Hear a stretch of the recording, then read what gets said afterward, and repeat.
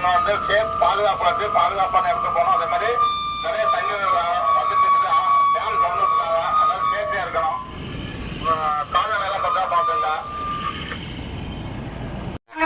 Community Mahal, அப்புறம் வந்து Teresa Mahal, 3 இடம் வந்து அரேஞ்ச்மெண்ட் பண்ணியிருக்காங்க. சரியா?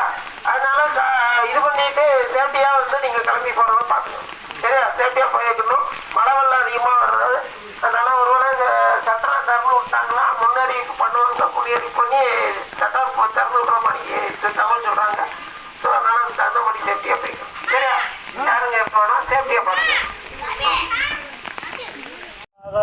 வர இருப்பதால் ஆற்றில் யாரும் சென்று குளிக்க வேண்டாம்.